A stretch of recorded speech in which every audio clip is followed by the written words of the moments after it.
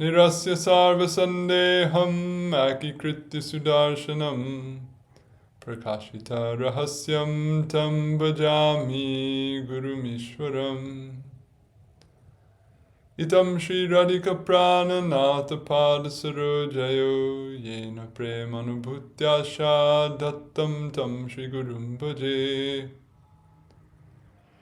Chaitanya Chandra Charitamrita Shuddha Sindhu Vrindavaniya Surasarmi Samudnimagna Jevai Jaghan Nijagunai Swayamapunanti Tan Vaishnavangscha Harinama Parannamami.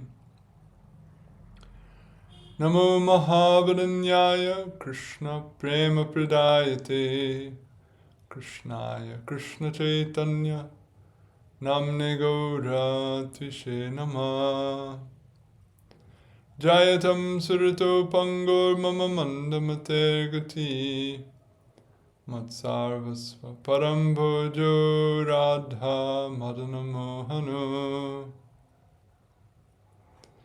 Iha Viharati Radha Krishna Kunjarikari Taruboya Rasarite Shuddha Siddhanta Dhari Sakala Sujana Geya Krishna Dasa Videya Padamakila Gunanam Kaviraja Kavinam Krishna Dasa Kaviraja Rasika Bhaktamaj Jai Rachilo Caitanya-caritamrta Gaura Govinda Lila Shunite Galai Shila Tahate Na Hoilo Murachita Jeva Nahi Bhuji Keva Shunite Shunite Seha Kiad Bhuta Chaitanya Charit Krishna Upajibe Priti Janibera Serariti Shuni Le Borohohit Shriyatam Shriyatam Nityam Giyatam Giyatam Mura Chintyatam Chintyatam Bhaktas Caitanya-caritamrta. By the grace of Shri Kali Yuga Pavana, the Svabhajana Vibhajana, Prayojana Prema Purushottam, Karuna Mahasagar, Shri Gauranga Mahaprabhu, and his beloved Parshad, nourished by Shri Rup, Shri Sanatan, and Shri Raghunath, a graceful swan in the inexhaustible reservoir of Chaitanya Lila, wherefrom the very essence of Krishna Lila streams in the 10 directions. Sri Krishna Das, Kaviraja Gosvami Pad. Again today we'll continue our discussion of Sri Caitanya-caritamrta, and we'll resume in the Madhya Lila, the Sanatan Shiksha, discussion of the Abhideya, and in particular today we take up the subject of Asat-sanga. So in the last couple of discussions we went through the Sat-sanga Prakaran and heard verses from the Bhagavat cited by Sriman Mahaprabhu to give evidence that Sadhu Sangha is the cause of the appearance of Krishna Bhakti in someone's life, and moreover is the principal limb of sadhana bhakti whereby one can attain prema bhakti. So having made these points about the importance of satsanga, to further stress that importance, then negation of its opposite is done, or negation or the instruction to avoid asat-sanga. So we hear among pedagogical methods used in the Bhagavat and in other classical Sanskrit works, something called anvaya and vyatirek, or to state something in the form of a positive affirmation, and to also direct someone towards the same thing in the form of a negative prohibition. So in other words, you can tell someone, be good to people, or you can tell them, don't be bad to people. You can tell them, be compassionate to people, or you can tell them, don't be indifferent to people. Or you can tell them, associate with sadhus. Or you can tell them, don't associate with non-sadhus.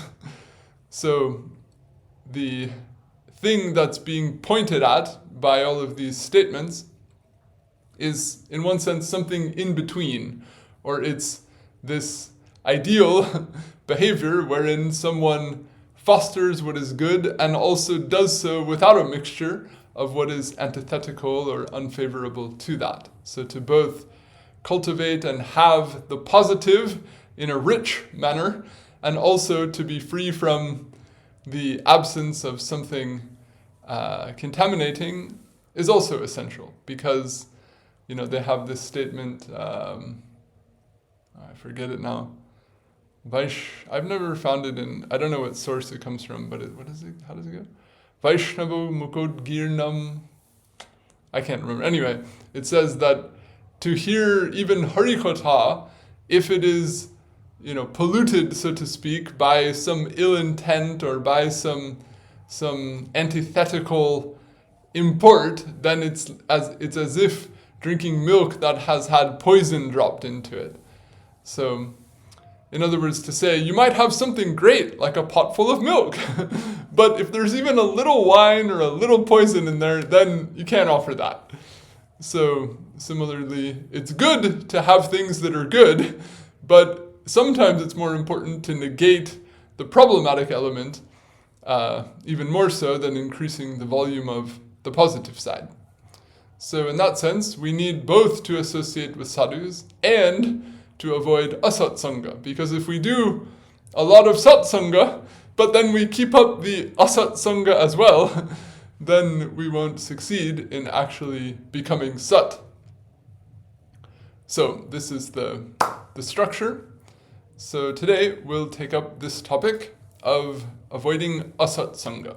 So as far as topics go, this is probably the soberest, or the most solemn, if you will, of the instructions and sections in this chapter, and so we'll, give it due attention and consideration in the midst of all the other things that are also important. So, it is with the verse under discussion that Sriman Mahaprabhu concludes his demonstration of evidence for his statement in the previous payar that Sadhu Sangha is the cause of the appearance of Krishna Bhakti and the primary limb in the sadhana bhakti that leads to the appearance of Krishna Prem. He next begins a section on Sadhu Sangha's opposite, Asat-sanga. And in this regard, it is noteworthy that immediately following the section in Hari Bhakti Vilas on the greatness of the Sat, that is, association with bhaktas of Sri Bhagavan, wherein the verse under discussion and the aforecited Bhagavatam 10:51-53 are cited, Sri Sanatana Pad also begins a subsequent section on the faults of Asat-sanga. He introduces this section with a verse of his own composition. Quote, Sangha with the Asat, as a result of which the loss of all objects shall occur, and downfall ensues, is not to be done at any time. So, these things are spoken, the Sanskrit in these cases is sort of flat standard language, if you will, so I've left it a bit, it reads a little bit like that in English, so, we'll also consider it more practically or use more conventional English to discuss it, but I've left the translation a little bland, if you will. So the comment there that Sanatana gives is as follows: having thus explained Sangha and service to the Sat in the preceding section of the text, for the sake of engendering firmness in that specifically, the author describes avoidance of Asat-sanga. Loss, that is diminution of all objects of this world and of the next world, that is of all means of attainment and objects of attainment, shall occur as a result of Asat-sanga. And not only that much, but downfall, that is suffering in Naraka and so forth, also ensues. So one has a positive goal, one is trying to proceed towards that. If one does Asat-sanga, then they neither reach that goal nor continue to progress in the midst or in the application of the means to that goal. And not only do they not get to the goal, and not only do they not progress towards the goal, but they can actually end up going backwards and ending up in a very undesirable place. So, to give this basic orientation, if you're trying to get to point A, then you need Sangha that's favorable to reaching there. If you take Sangha of the opposite, then you'll end up at negative A, so to speak. So, in like manner with Hari Bhakti Vilas, Sriman Mahaprabhu, here in his teachings to Sri Sanatana Pad, next enjoins avoidance of Asat-sanga, following his discussion of the importance of Satsanga. So Asat-sanga tyage Vaishnavachar, Sri Sangyaka Sadhu Krishna Bhaktar. Avoidance of Asat-sanga. This is the conduct of a Vaishnava. One who is a Sangi of women is one type of non-sadhu, that is Asat, and a non-bhakta of Krishna is another.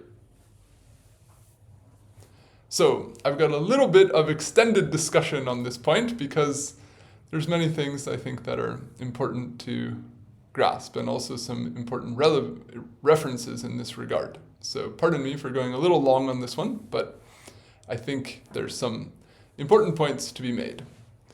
So, Sriman Mahaprabhu proceeds after this payar to cite 5 verses of evidence for the importance of Vaishnavas avoiding Asat-sanga. Similarly, Sri Sanatana Pad in his section on this subject in Hari Bhakti Vilas cites 6 verses, and 4 of these are found among the 5 verses cited here by Sriman Mahaprabhu. So, this section here in the Caitanya-caritamrta sure seems similar to the section in Hari Bhakti Vilas. Anyway, Sri Sanatana Pad concludes his discussion of Asat-sanga in Hari Bhakti Vilas with another verse of his own composition, which clarifies who is to be regarded as Asat. Quote, "Those who are devoid of bhakti to Bhagavan are verily the foremost of the Asat. Even by means of meritorious deeds, well-being shall not come about for them." So he explains in his commentary, although those attached to women and intent upon the gratification of the genitals and belly are certainly designated as Asat, still, non-bhaktas are the foremost among the Asat, because of their being vessels of all faults, on account of the absence in them of bhakti to Bhagavan. So this is, if someone is not a religious person or a faithful person, if they hear this will sound quite extreme, but there's therefore, to delicately consider the reasoning behind that is important. So why does Sanatana Gosvami make such a strong statement that non-bhaktas are vessels of all faults and the worst type of Asat-sanga? So he says, thus, well-being shall never come about for them by any means. So, specifically for the sake of engendering firmness in association with the Sat, the author writes this verse. They who are devoid of bhakti to Bhagavan are the foremost of the Asat, meaning the greatest non-sadhus. State means destination or attainment. That is, such non-sadhus, non-bhaktas, never reach any truly valuable attainment or destination. So, in the payar that we're discussing, Mahaprabhu mentions 2 types of Asat-sanga. So Sanatana Pad here is saying that among the 2, the second type is more Asat than the first. So now, why does he say this? What is the context of this? Sri Sanatana Pad gives this analysis based on the view that the essence of being a sadhu and of well-being itself is Krishna Bhakti. So a couple of passages, one from the Bhagavatamrita, one from the Bhagavatam.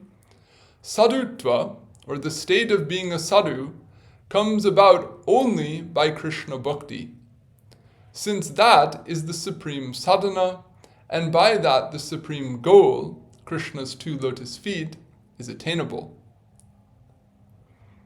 Then, having attained a human form, which has the potential for jnana, that is, knowledge based on Shastra, and vijnana, direct perception of the ultimate reality, one who is not able to understand the Atma, that is, both the self and the capital self, or the Parameshvar, the Paramatma, cannot or can never attain weal anywhere, that is, in any condition of human life, no matter how well endowed they may be with wealth, power, or other worldly means.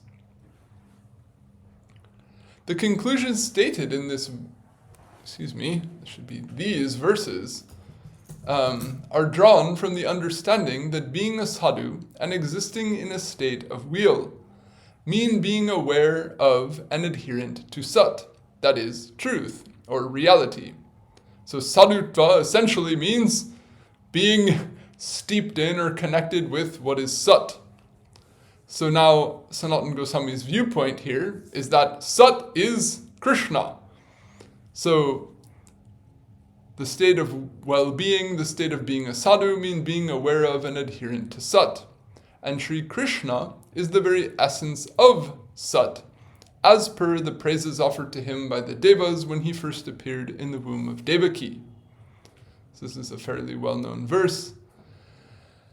Satyavratam satyam param trisatyam satyasvayonim nihitam cha satye satyasya sattvam ritasattva netram satyatmakam tvam sharanam prapanna.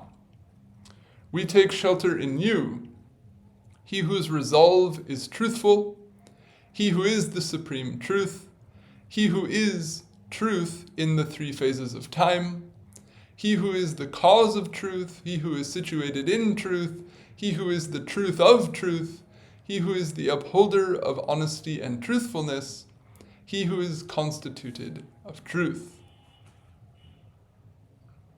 Thus, persons whose association is unfavorable to Krishna Bhakti are regarded as asat, specifically in the context of instructions for those following the path of Krishna Bhakti, even though such persons may be otherwise regarded as normal, desirable, or highly honorable according to general social standards. It is thus important to note that Sriman Mahaprabhu specifies that avoidance of such Asat-sanga is the conduct of a Vaishnava specifically, meaning he is not prescribing this for all human beings in general, but rather specifically for those on the path of bhakti.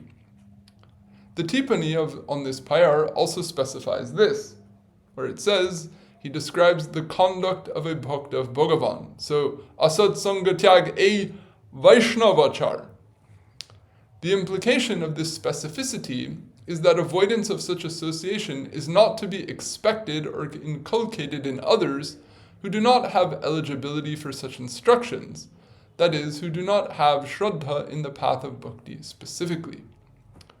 So I make these points to give some context to what's being said, because if these statements are taken broadly, if they're taken out of context, if they're sound-bited and quoted to persons with different viewpoints, they can sound quite fanatical, they can sound quite extremist, they can sound, narrow-minded, so to speak. So we've done a lot of discussion about how, Bhagavan is understood to be, or Swayam Bhagavan Krishna to be, the superlative self-manifestation of the Paratattva, of which Brahman, Paramatma, a myriad of forms of Bhagavan are also regarded as of the nature of the eternal, or of the nature of what is truly existent. So these statements need not be considered deprecation of persons who are not following the path of, Krishna Bhakti specifically, and, not in support of Ram Bhaktas or Nishringa Bhaktas, or not in support of those who follow the path of Gyan and are recognizable as a Mohanta as per the Bhagavatam and the teachings of the Advaita path in the Bhagavatam, which is something we've discussed earlier. So I bring up these points just to say that we don't want to take these statements and apply them out of context and then end up being disrespectful to people who are worthy of respect and sounding very narrow-minded when actually our theology is not not narrow-minded. But when someone has this broad understanding, it's also important for them in terms of seeking not just knowledge and theory and a way of seeing the world that gives them some facility to be comfortable socially, or to just, I don't mean to put it down, but to say to just function in a peaceful manner socially, although that can be a lot in the world, considering, the complexities of Rajas and Tamas oscillating throughout history and time and circumstance. But without getting into broader topics, for a spiritual aspirant to have a spiritual lifestyle that facilitates them living a comfortable life in the world is not sufficient. Or in other words, the whole premise of the spiritual path is that there's something to be experienced, something to be realized and cultivated that's more than, quote, merely that. We don't want to say it's only we don't want to demean it unnecessarily, but we also want to say that we fundamentally accept the existence of something also of a higher nature, and we aspire to that. So, from that perspective, these injunctions to avoid Asat-sanga are specific to progressive adherence to the path of bhakti. That's why it's tagged as Vaishnavachar, or for the person who has the education, who has the goal, who's seeking to progress, then this is how they can proceed efficiently. In other words, by streamlining the way that they, interact with the environment around them and the extent to what they allow to become impressed upon their psyche, such that they're able to actually cultivate something and attune the psyche in a new way by virtue of the practice that they're doing.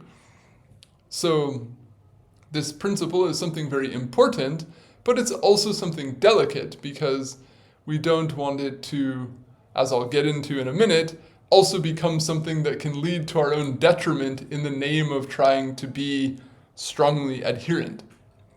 So, in summary, before I go on, I just want to say that when a non-bhakta is said to be the ultimate type of asat, if you were to sometimes people loosely say asat-sanga means bad association, and non-bhaktas are bad association. So, immediately you sound like a religious fanatic saying like anyone who doesn't follow our religion is bad and you should never talk to them. Whereas if one were to take that attitude, that would be anything but the respectfulness, the humility, and the dignity that a Vaishnava has in their dealings with all living beings.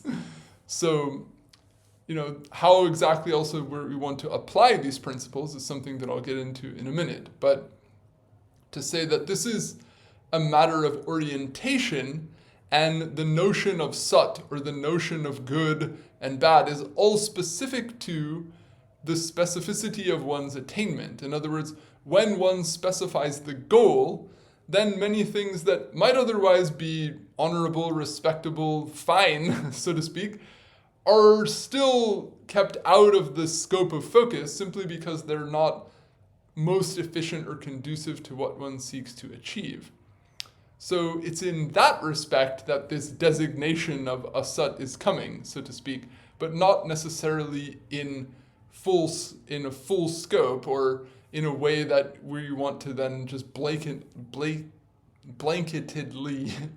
designate persons. So I'll get a little further into this in a minute. The underlying purpose of all forms of achar, or conduct, is to support people in the attainment of their aims and protect them from detriments to their success. Standard conduct for human beings in general, such as observance of moral injunctions not to steal, not to lie, not to commit adultery, and so on, support people in leading a peaceful life and protect them from harm. As per the discussion earlier in this chapter, that the principle abhideya of the Shastra is intentness upon the Paratattva in general, and more specifically bhakti to Sri Bhagavan, the underlying purpose of all the conduct enjoined for Vaishnavas, that is, specifically for those who seek to practice this abhideya of the Shastra, is supporting such intentness and bhakti and protecting such persons from detriments to that, such as attachment to various objects of the senses and perpetuation of inclinations for various pursuits of self-centered pleasure. Thus, Asat-sanga is enjoined because it is the very source and a highly effective support of intentness upon the Paratattva and bhakti to Bhagavan specifically. Conversely, Asat-sanga is prohibited because it is highly detrimental to intentness upon the Paratattva and bhakti to Sri Bhagavan on account of it perpetuating and aggravating inclinations, desires, and behaviors that are unfavorable to such intentness and bhakti. Thus, observance of Sriman Mahaprabhu's injunction to avoid Asat-sanga is successful when it results in avoiding influences and outcomes that are unfavorable to intentness upon the Paratattva and bhakti to Sri Bhagavan, and supports the growth of such intentness and bhakti. It should also be carefully understood that when Sriman Mahaprabhu's injunction given here to avoid... it shouldn't be understood that Sriman Mahaprabhu's injunction given here to avoid Asat-sanga in no way entails or implies that respect not be shown to those defined here as asat. Much less does it enjoin or support showing disrespect to them. The quality of respectfulness enjoined by Sriman Mahaprabhu in his celebrated instruction, Trinadapi Sunichena, most certainly remains applicable even in relation to those whose sangha one is instructed to avoid, because Sri Krishna is invariably present within every living entity. Quote, one should give honor to the Jiva, knowing them to be a dwelling place of Krishna. In other words, Krishna is the supreme worthy object of respect, and Krishna is everywhere.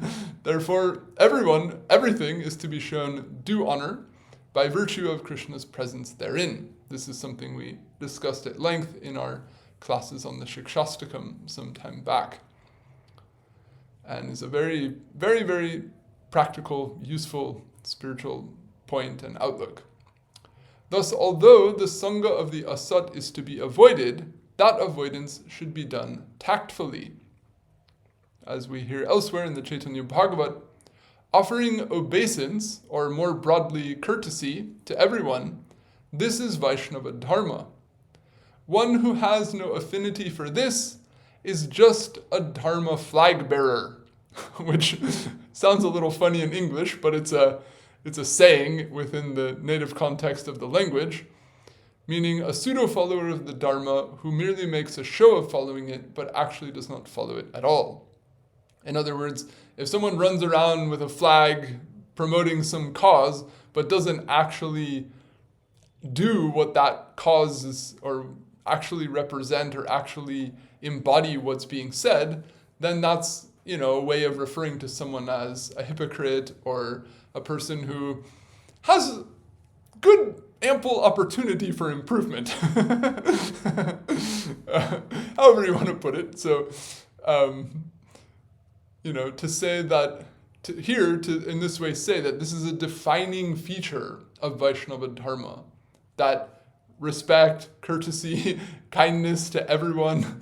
If someone doesn't have a taste for this, it's impossible that they could have the spirit of a Vaishnava. In other words, this is very central, very to the core of what it is to be a Vaishnava. So these two things are always to be kept in balance. In other words, someone, as per our theological viewpoint or as per a pragmatic strategy for absorption and sadhana, we may wish to not involve ourselves in so many things in the world. That's fine. But we can go about that, nevertheless, in a respectful way, and nevertheless without fostering any type of as I'll get into, varieties of loosely put negativity even towards those things or those persons. So it is always ultimately only a particular manner of thought, speech, or action in someone who is designated as asat that is to be avoided, and not the totality of the person. So this is another point, containers and content. People are like containers, their behaviors, thoughts, or whatever are content within them, and they're not the only content in them. They might behave one day at one time or rarely in one manner, and in another way, much more of the time. So should we designate them based on a very rare behavior that only comes out once in a while? Maybe not, but maybe so. If someone commits murder, then yes, this is an extremely dangerous thing. This needs to be addressed. But when things are far lighter than that, then it might be better to not characterize them by a negative element which emerges only occasionally, and rather by many other positive elements which are far more prominent. So similarly, when we talk about here in this verse, it's labeling people or labeling groups as Asat-sanga. But in doing so, we actually want to be careful not to have any enmity towards people and not towards, not to become loose in our vision of things. In other words, that if the goal of this is to avoid unfavorable elements, then I only actually need to avoid the unfavorable element in the quote-unquote asat person, not necessarily everything about that person. So if these things are, applied too loosely, too harshly, too roughly, then it can in many cases do more harm than good. But if one is attentive to the actual purpose of the instruction and the actual specificity of the circumstance, then one can attune one's behavior to, maintain a good balance between respectfulness, courtesy, good dealings, loosely speaking, and sustaining what degree of distance or isolation or safety is required. So, although the association of the sat is often better to avoid from afar or completely for the sake of keeping oneself free from influences that are unfavorable to intentness and bhakti, one should take care to tactfully do this respectfully without fostering any enmity or sense of personal superiority towards persons being avoided, and rather only with attentive awareness focused on achieving isolation specifically from the unfavorability present in the asat, while sustaining decorum and not engendering any indignation or enmity as far as possible. If in the name of observing the injunction to avoid Asat-sanga, one loses sight of the presence of Sri Bhagavan within the asat and disrespects such persons, fosters enmity towards them, or succumbs to denigration of them, one ends up only further exacerbating one's own obliviousness or bahirmukata of Krishna, the opposite of sammukya, which I'm calling here intentness. So, in the name of avoiding, those who are bahirmukha, my own bahirmukata is increasing, so that this doesn't happen. In other words, one ends up only further exacerbating one's own bahirmukata rather than rectifying it. That is, one ends up only committing offense and fortifying detrimental thought and behavior patterns, situated within oneself as a result of trying to avoid unfavorable elements externally. So these are some of the, balances that are to be sustained in application of this point, to have attentive vision to what is the asattva, or the unfavorability, where and when and how, and then to see how one can, avoid that as is required, but at the same time not do so in a way that is contrary to the general spirit of the Vaishnava and to the other principles that are essential to following the path. So this is one consideration in this regard. And, to put it in a modern context or a popular context, when you have, an atmosphere of political polarization and religious conflicts and all these things going on around the world, then these Vaishnava principles have definitely some good utility in the world and offer a model for a way of differing with people without hating them, for a way of relating kindly with people, even if, you don't want to interact with them all that deeply or have an exchange on certain areas that you'd rather, agree to disagree on. There can still very much be an ethic of good cheer and respect and, living and let live in a way that can ultimately lead to peace and, a more favorable spiritual opportunity for everyone. So these are things that, have much real application in today's world, and is an area where our, the discussion of all of our, Goswami teachings, much of which is all about the unseen of Prakrita realm, far, far away, so to speak, or far outside the plane of the sensory world. These are some of the elements that do actually have, tangible social significance, so to speak. So, okay, I'll move on, and now I'm going to get into a few things about the word Sangha and this term Sat-sanga. As you see, I'm not translating it here, or sometimes I am, sometimes I'm not, so now I explain why. As was explained earlier, the word Sangha, derived from the root sanj, meaning in gist to adhere, refers to both association in the sense of meeting and interacting, and to attachment in the sense of fondness and desire. The word Sangha in the term Asat-sanga can thus refer to both meeting and interacting with the Asat, as well as fostering attachment and desire in relation to them. Abandonment of Asat-sanga, therefore, can entail avoiding meeting and interacting with the Asat, as well as abandoning attachment to and desire related to them.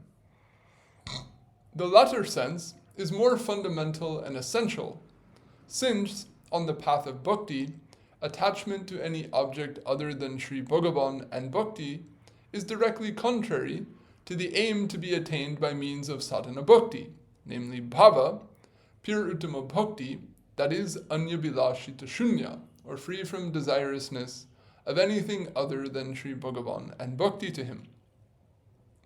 An asat-sanga in the form of attachment to the asat, or objects of their adoration, perpetuates the upwelling of desires for such objects other than bhakti and Bhagavan. So, bhakti, in one sense, in some places actually can be called sat-sanga, or if you think of sanga as attachment in the sense of desire and fondness, and then you think of sat as Krishna, or,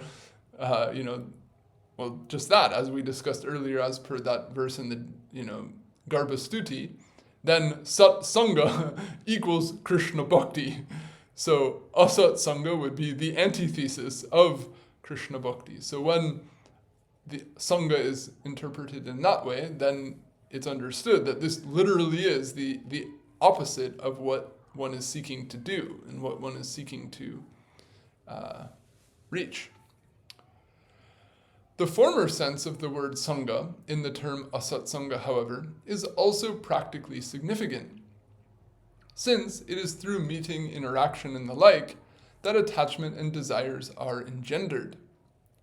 Accordingly, both meanings of the term sangha are intended in the verses cited in the discussion of this subject. Throughout them, it can be observed that the object to which sangha is directed is mentioned both in the third and seventh grammatical cases. So now we're going to get a little bit of technicality here. As per Sanskrit idiom, when an object of sangha is spoken of in the third case, the word sangha conveys the sense of association. And when an object of sangha is spoken of in the seventh case, the word Sangha conveys the sense of attachment. Although this distinction is not always rigidly upheld, and in some cases both meanings are intended, even though only one particular declension is employed. So when you apply both, when you intend both, you still can only use one case. So sometimes the sense is both, but it's significant. And I've presented all the verses in this whole prakaran. Wherever the word is used, I've translated it in accord with the declension of the original statement. So that preserves a little bit of that subtlety of range of meaning that the word Sangha can convey. Although, in some cases, that subtle distinction is not necessarily implied because both senses are welcome to be accepted. So, as per the context, one can infer what is appropriate. An instance of the word Sangha used with its object in the third case, so as to refer to association, was present in the aforecited verse from Hari Bhakti Vilas. And an instance of the word Sangha used with its object in the seventh case, so as to refer to attachment, is present in the Bhagavad 3:31-34, cited ahead. The derivative word Sangi, which is found in the present payar and in the following verse, also refers, in accord with the dual sense of the word Sangha, both to one who associates with someone or something, and to one who fosters attachment to a person or thing. Thus, the first type of a sadhu mentioned in the present payar, a quote, Sri Sangi, refers to one who has attachment to women, or to one who meets or interacts with women in a way that engenders attachment to them.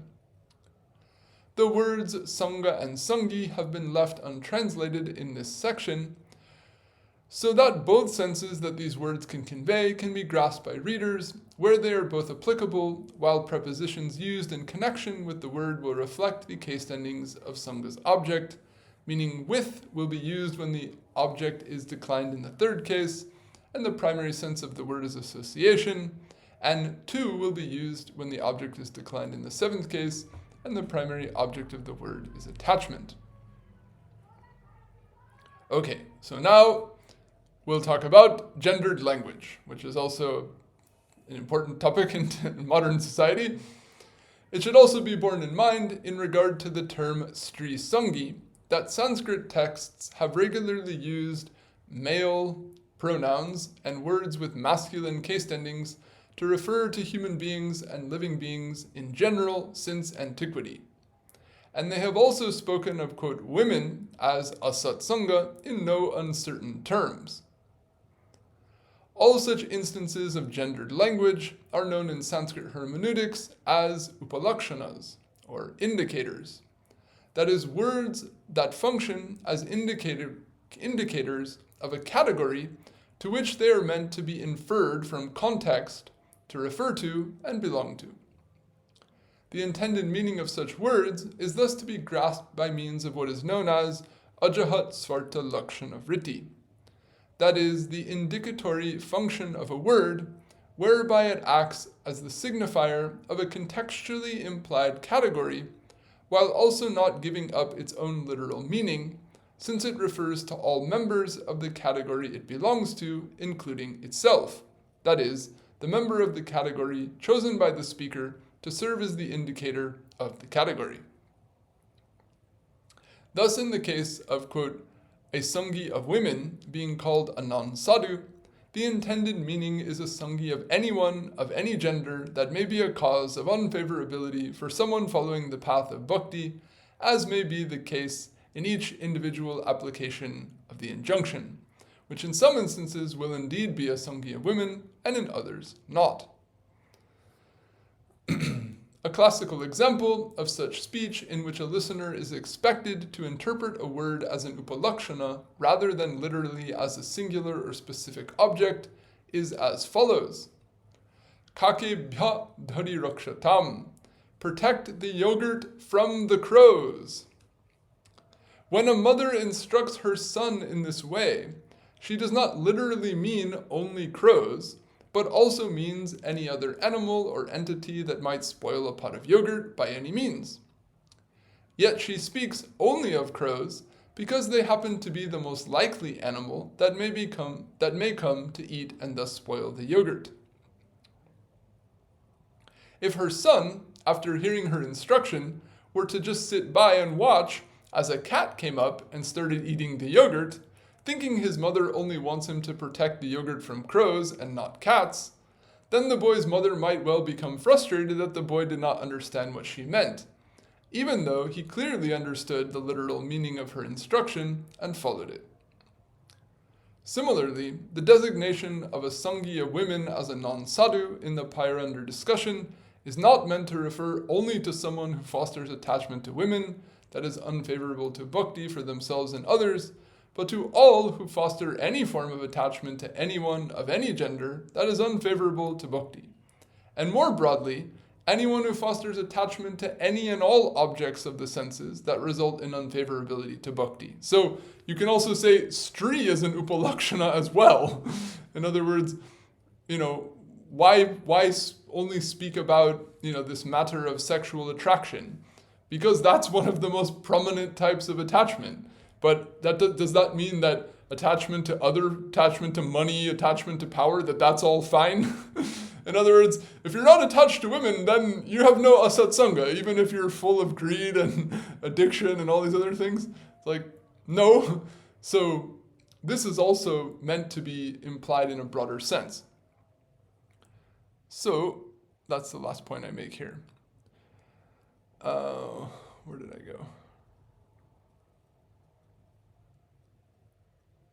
Because attachment related to sexual attraction is typically one of the most deeply ingrained, influential, and obstructive forms of attachment for those following the path of pure bhakti, wherein bhakti free from desirousness of all objects other than Bhagavan and bhakti, to him is the goal, quote, a sangi of women, that is, a person whose association can result in the perpetuation or aggravation of a deeply ingrained obstructive attachment, is specifically designated as Asat-sanga in the pyre under discussion, although sangis of other objects of obstructive attachment are also to be regarded as asat and avoided. In keeping with the pyre under discussion, the severity specifically of Asat-sanga in the form of sangis of, quote, women, is stated specifically by Bhagavan Kapila in the first of the 5 citations given by Sriman Mahaprabhu regarding avoidance of Asat-sanga. So from here, Mahaprabhu gives evidence of his point about these 2 types of Asat-sanga and their being needed to be avoided. So I can go into that, but I'll just pause here in case anyone wants to comment or question anything related to the points I've made here in general about Asat-sanga and the language and the social implications of this subject. Maharaj, I just wanted to thank you and say what a great job you did unpacking or elucidating this very sensitive topic, as you said. I mean, you did it wonderfully. Thank you. Jai ho. Thank you. Maybe it's obvious, but I'm trying not to say anything that'll trip the LGBTQ plus matter here without speaking of it directly, but just weaving it through so that there's no, implication that everyone has to be this way or that way. Just let it be. Yeah, and it's so challenging. Such a challenging topic, and you handled it beautifully. Well, thank you. Good to know we're on the right track, at least. Do you mind if I ask a question? Oh, by the way, I'd like to join this. Thank you. But not to water down. I'd like to ask you the meaning of word Sri. Okay. I heard the meaning of the word indicates expansion, expanding. You mean etymologically? Yeah. I'd have to look it up. I don't know off the top of my head. It could be, but I can't say the etymology of it off the top of my head. Because this will also help to understand what does it actually mean, what character is being highlighted what kind of feature of if we talk Sri Sangha, what does it actually mean, right? If you understand the etymology of the word, perhaps it's even deepen the understanding. That's my simple point. Yeah, well, we know one of the beauties of the Sanskrit language and the culture in which it has come about is that things are named specific to a defining or a prominent characteristic in the label that's used for the object. Even sometimes characteristics that are not obvious, such as the word Ravi is a word for the sun, and Rav is a dhatu for making sound. So a word for the sun is that which roars or that which makes sound. So you might think, well, why didn't they name it after light? Why would you name the sun after something that makes sound? But, I heard once one Sanskrit scholar praising this and saying, and giving all this scientific evidence for this understanding of vibration and saying that the rishis had knowledge of the electromagnetic spectrum and sound and light and, all these kind of things. So just as an example to say that the language does isolate or highlight certain properties in the object it describes, but not necessarily the only property or, so yes, that would also shed further light. I could look it up, but I can't comment off the top of my head. I'll look into it in a second. And we can go on. I don't want to interrupt the class, but I'll just look at it on my own.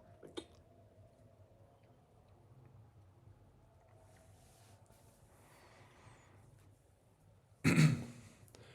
All right. Well, then we got a little more time, so we'll look at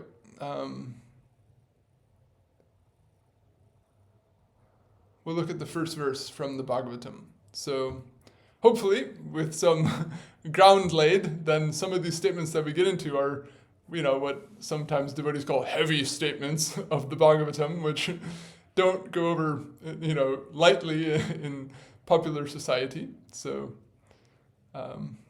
we'll consider them as they are. However, I don't mask their heaviness, so to speak, in the way that I translate them. I just try to let them sit and then interpret them appropriately, but let them say what they actually say.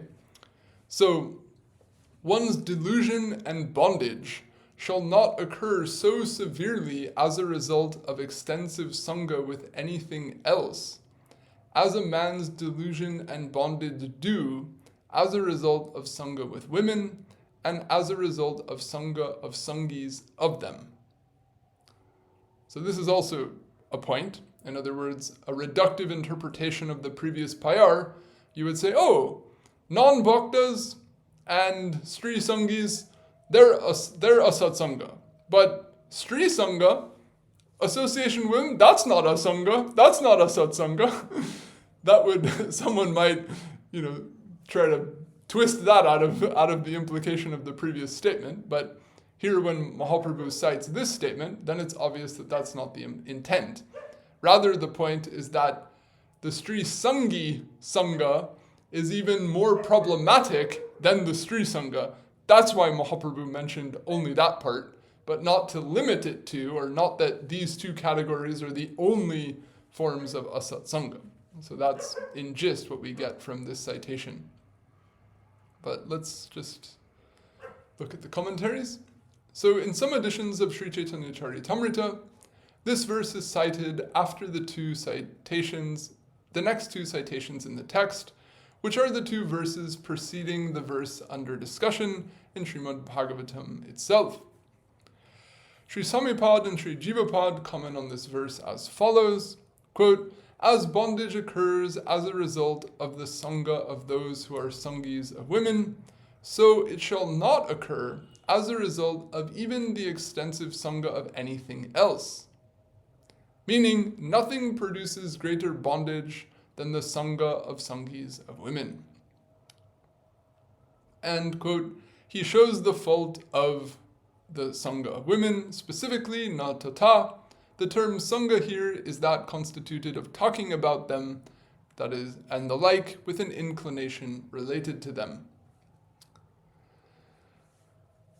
So, in other words, Bhagavan Kapiladev, in this context in the Bhagavatam, he's already spoken multiple times, he's defined Uttama Bhakti, he's said many things about the path of Bhakti, and now he's giving these guidelines about persons who want to follow it, and saying that you're going to have trouble succeeding on this path if you subject yourself to this type of association, which is going to aggravate many of the samskaras that are in all likelihood well ingrained within you, that are going to keep you distracted and struggle from becoming focused and absorbed in your goal of bhakti. And among all different types of worldly enjoyment and all different types of worldly association that you may have, the one that typically is the most distracting or can produce the strongest mental attachment is that related to sex, or that related to dealings between man and, conventionally speaking, man and woman, or in the modern day, whatsoever that may be for whoever. Therefore, to engage in interaction in that context in a way that can exacerbate those elements will perpetuate the presence of vasanas, perpetuate the functioning of the psyche in a way that's going to make it difficult to focus and further dedicate oneself to absorption in bhakti.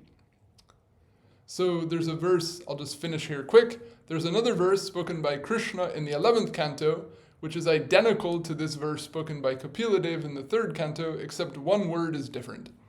And in that later verse, then Jiva Gosvami Cakravarti Pad, they comment a little bit further. So there's a few more important points in those comments. So we'll finish with these. Quote, affliction and bondage. Both of these are to be construed in relation to each other. That is, the affliction spoken of is a form of bondage, and the bondage spoken of is a form of affliction. Even the Sangha of Sangis of them is a fundamental cause of such affliction and bondage. So Cakravarti Pad explains why.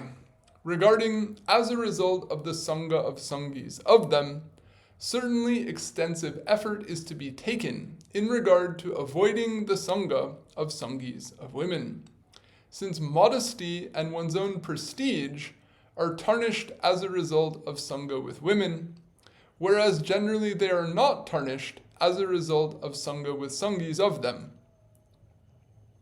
Moreover, as those who are Sangis of women produce Sangha to them, with their talks about them and cause one to give up one's modesty, fear, and so forth, so even women do not produce such a degree of Sangha or loss of modesty, etc. Therefore, there is designation of them, meaning the Sangis of, subsequently, that is, after the mention of women themselves, which indicates that they are to be considered Asat-sanga even more so than women themselves. So this point of Cakravarti Pad is relevant to understanding the Payar of Mahaprabhu. Why does Mahaprabhu not mention Stri Sangha? Why does he say Stri Sangi Sangha? Then here Cakravarti Pad explains why. Because the attachment can obviously be aggravated by perception of the object, but it's in association with those who actively foster the vasana, who foster the desire, who engage in the activity. It's in that association that one's own attention to and one's own vasana for that can become further, enlivened, if you will, or, enkindled. So if one is apart from that influence, then even if one sees an object to which one, has the sensibility to know it's better to not engage with much, then one can more or less maintain one's balance. But if one brings oneself into association that's then encouraging and engendering this type of attachment, then that, in this sense that is being explained here, is even more problematic, or is even more antithetical to what one is actively seeking to cultivate. So good luck trying to watch network TV. When movies and TV and everything is essentially full of exactly this, depicting actors seeking this, then one can understand that these type of things are, not conducive to the type of state of mind that one aspires for, the type of state of mind that leads to deep experience on the path of bhakti. So these guidelines, have to then in our own life be translated into practical rules of thumb that we can use to, keep ourselves isolated from unnecessary mental turbulence and, focused and clear and in a state of, sattvic state to progress as we're able on the path. So that's the general subject matter. And in the coming verses that remain in this section, then there's some further discussion of the consequences of this type of association. And also I've given some discussion from that place in the Bhagavatam itself where these statements come from, which also has some relevant points. So we'll get to that in the next discussion. So I'll conclude here, and if we're so blessed, we'll continue next week. If anyone has any final comment or question, correction, they're welcome to share.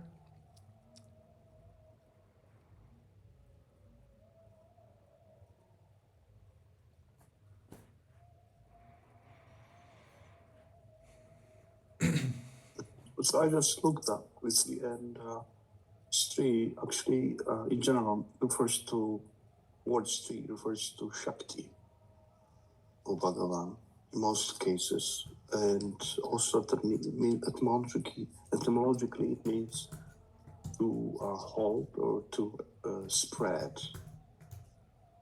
A word specifically refers to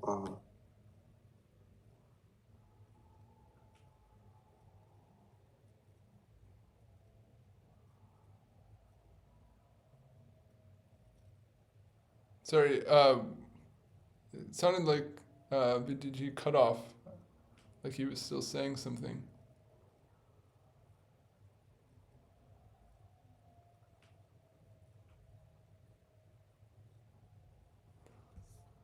Okay, I don't hear anything anymore. I don't know if that was on purpose or not.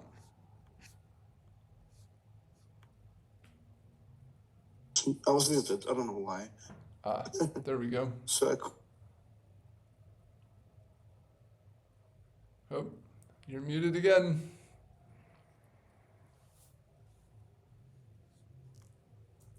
It mutes me when I switch off the Zoom toggle into read of my phone, and this is what happens. So maybe I'll just rephrase quickly. When I look up quickly on words Sri, they say etymologically it always refers to spreading or holding, and holding the fetus, and also in general, Sri refers to Shakti or Bhagavan, like Shakti energy. So I can find more than that. All right. Yeah, just the filler here. I listened to you. I was trying to envision a Vaishnava attitude, because often what's happening in the world right now, first of all, it's a madness what's going on right now, religiously, in so many ways. And when you talk of respect and Vaishnava attitude towards others and other religions, and even they be aggressive or not, it's quite, I would say, passive, non-engaging attitude towards even hostile religions. And I know during Chaitanya Mahaprabhu's times, I'm not sure. Well, when I was trying to quickly understand what is what I understand to your presentation, that attitude of Vaishnava towards everyone is basically passive humility or passive respect. But what, to have an attitude towards others. But what if Vaishnava meets with hostility and aggression?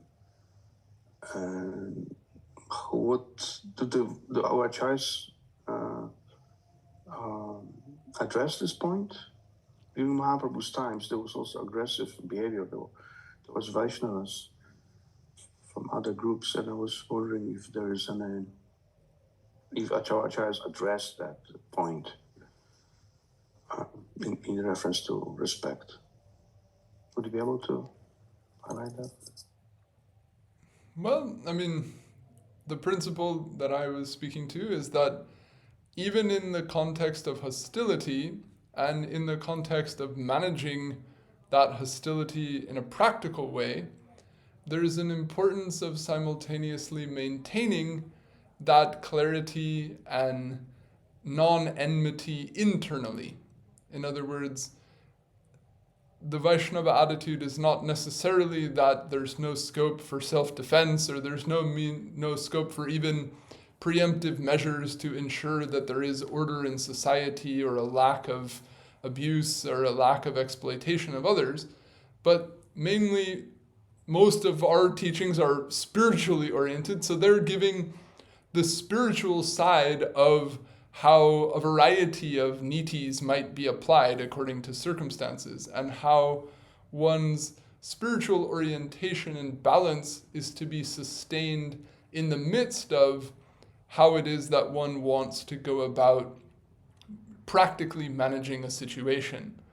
So I don't see, and I believe it's intentional on the part of the Goswamis and writers of the Vaishnava tradition, they haven't elaborated on elements of that. If you compare our literature to, say, many of the different denominations of Islam, if you just compare how much of this quote-unquote religious literature deals also with social order, law, punishment, justice, and things like that, you'll get a massive disparity, where if you look at this Gaudiya Vaishnava specific commentary and original works, almost none of them deal with that level of direct practical matters in society, or what you might loosely call the Vyavaharik. Mm-hmm. So, were the authors that wrote our text, were they not capable of that? They definitely were, they were incredibly learned, incredibly capable people. Sanatana Gosvami himself was, a minister to the king. I mean, they knew these things extremely well, actually. They, studied all the niti in their youth and all of this. So I understand it to be by design that they elected not to integrate a lot of Vyavaharik advice or rules of thumb or principles into the canon of the literature that they created. And from a general perspective, I'll say there's a pro to that, and with all respect, so to speak, it's as if there's also a con. In other words, there can be a perceived lack when we also, as adherents of this tradition, seek for guidelines to deal with the reality of our life or the reality of difficult social circumstances. So one can feel like, there isn't all that much discussion of that from the source that I would want it to come from, the source that's most dear to me. So someone might feel that there's something missing there. But the other side of the coin is that intentional omission of such content is also showing clearly where the angle of focus was. In other words, they're primarily guiding people in their spiritual pursuits, and there's a certain wisdom also in leaving certain elements that are not directly integral to that less specifically addressed. Because when you address them, as soon as you do so, you incorporate so many elements of social context, and Right. those inevitably become antiquated. Just as, the Bhagavatam is full of many things about social order, but, it's a task to interpret such statements in how they can be applied in a modern, neoliberal capitalist society. It's possible, like there are principles, but that's like a significant scholarly task to grasp the social context of how it was written, grasp the intent and the function of how the varnas are defined and how the norms function, and then from that try to extract some type of universal principle that then one would have to analyze one's present context and then find a suitable application. That's a big job. So, we don't see that there's a lot of effort at that among, at least I don't observe in today's Gaudiya Vaishnava discourse. Most people are pretty content and focused on the spiritual side of things and not all that active in terms of trying to develop a public policy platform, if you will, derived from Gaudiya specific works.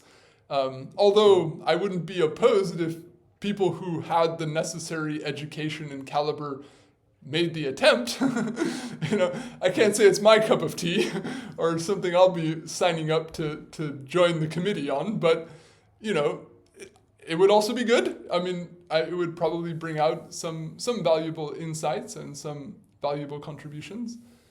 So, mostly what we get from what we could derive from something like the Caitanya-caritamrta or, histories of earlier generations of Vaishnavas are some rules of thumb about how we might manage difficult situations that we might confront on an individual level in life. And, how, and then from that, there's a slant towards how one can maintain one's spiritual continuity and integrity in the midst of dealing with those things. So that's my, I'm not really directly answering your question, but kind of giving a general, background for how the question, what's surrounding the question, if you will. Mm-hmm. Yeah, what just comes to my mind is the, Manu Samhita, which describes the human behavior towards within society and outside of society.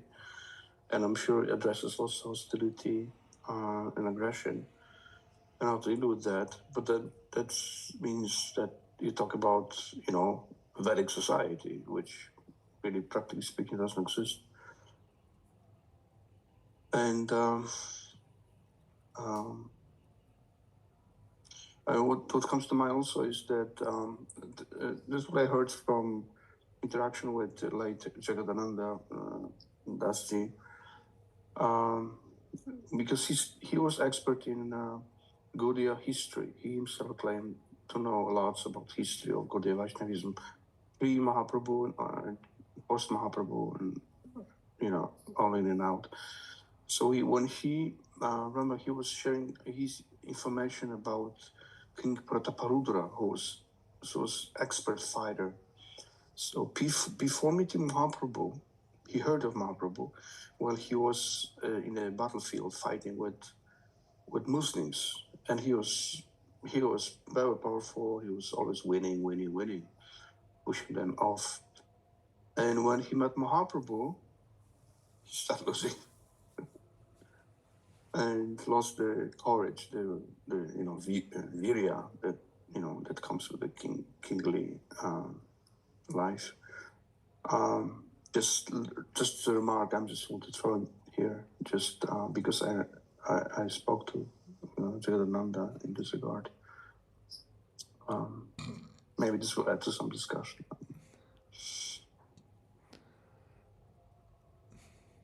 Yeah, I mean, there's if in Orissa in particular, there is it's not something I want to repeat or, narrate, but there's a whole kind of narrative not in favor of the Gaudiya influence that came into Orissa and goes so far as to claim it's the downfall of the last Hindu empire on the subcontinent because, they had dropped their weapons and picked up the coal cartel, and now who's going to fight off the enemies? And they all became cowards and want to go to Vrindavan, and they're not defending the Dharma and defending the kingdom and upholding the order. And there's people who see the quote unquote Gaudiya spiritual influence that descended into Orissa as something that weakened the political strength of that kingdom.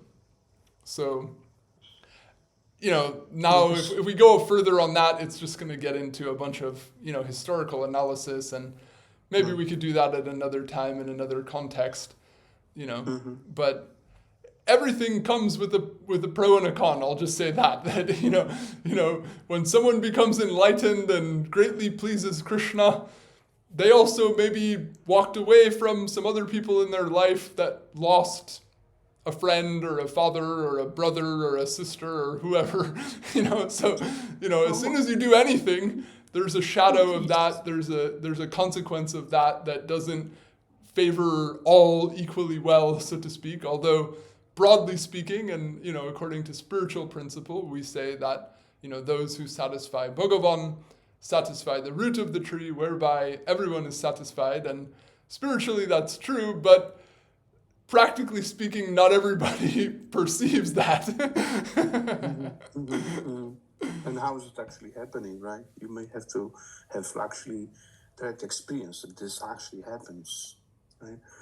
That you pour water in the root, and the example is great, to illustrate the tree, that we pour water in the root, everything's fine.